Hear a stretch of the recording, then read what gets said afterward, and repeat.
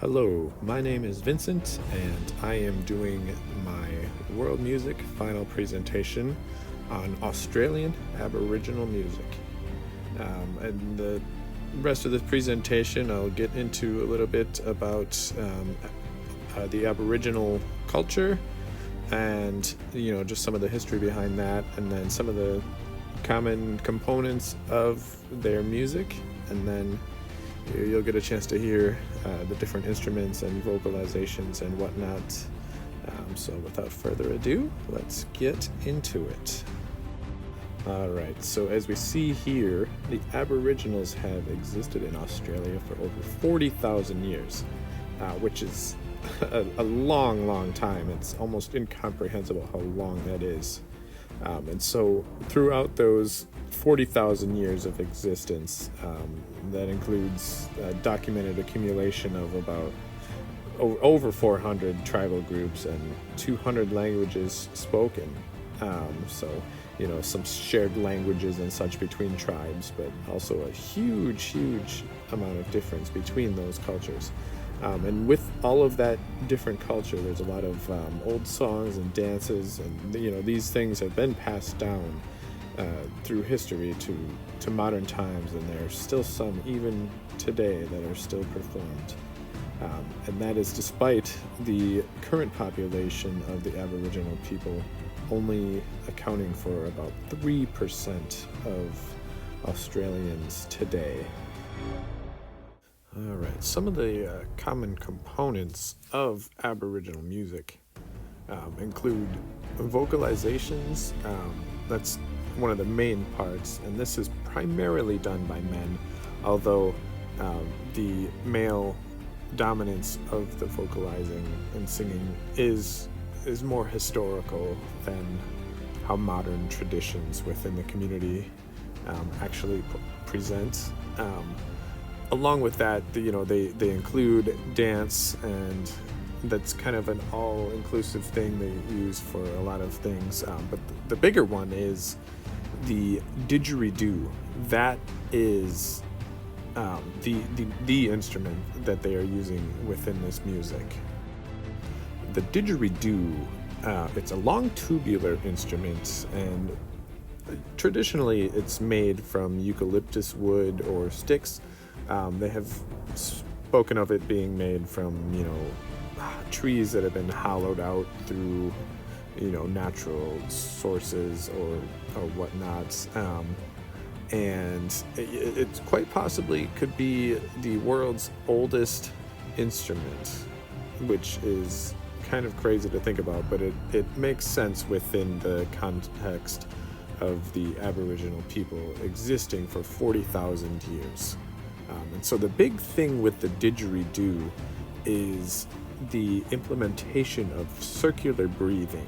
So circular breathing, it's a pretty impressive musical technique. It involves basically constantly forcing air out of your mouth. So to do so, you basically, as you breathe in, you have air within your cheeks that you kind of puff out and you force out of your mouth, so that once you are done breathing in, you can then breathe more air out of your mouth again while breathing in through your nose.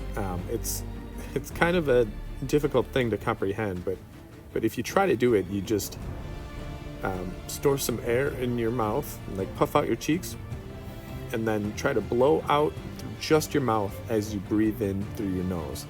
And then imagine doing that over and over and over with enough force to play an instrument. It's incredibly impressive and difficult. So here we will listen to a recording of somebody playing the didgeridoo. We'll do this before we get more into the extended music of the Aboriginal people.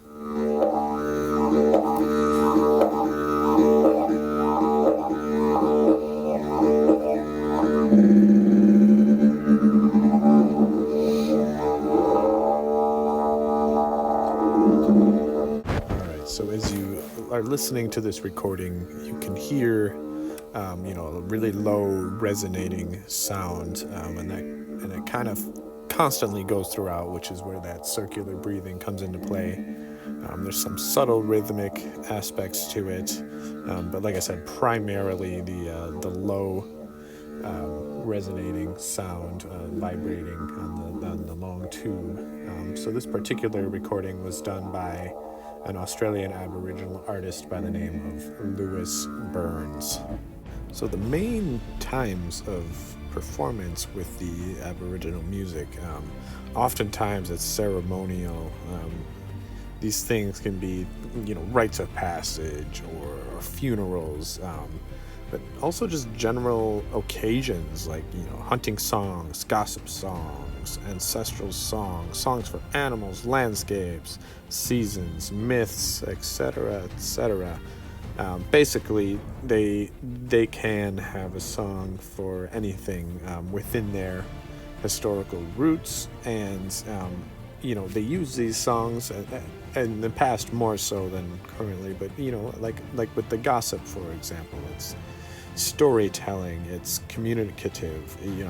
It's finding ways of writing down history in a sense through the use of music.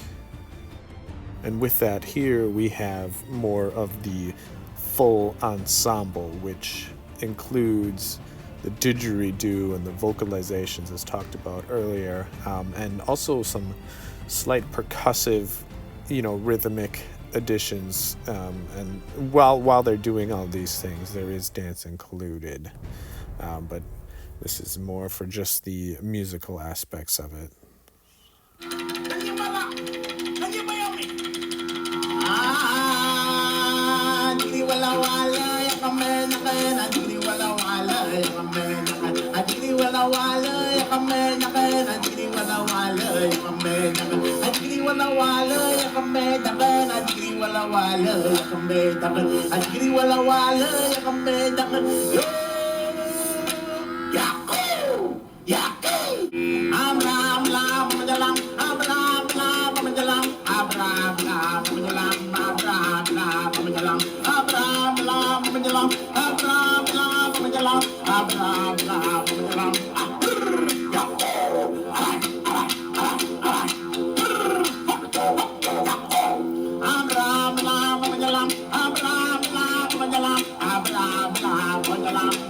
So the main thing to notice here is, again, kind of the constant didgeridoo sound with the overlaying rhythm of the percussive instrument.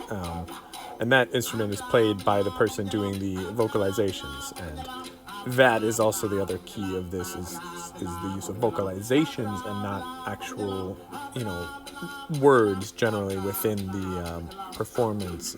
It's really just meant to kind of be included within the music, but it's not necessarily explicitly saying things throughout, like you might hear in, a more modern song that includes very specific stories. This is more general vocalizations.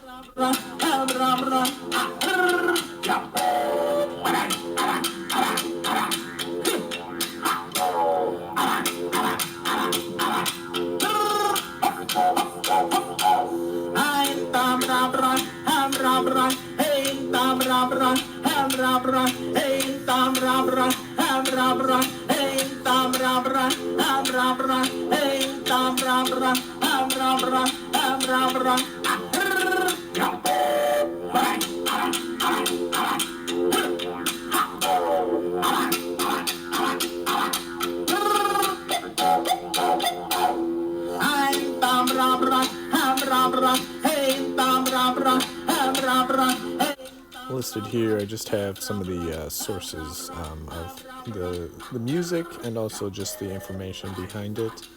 I hope you enjoyed listening and learning about Aboriginal music. Enjoy the last little bit of music on the way out. Thank you.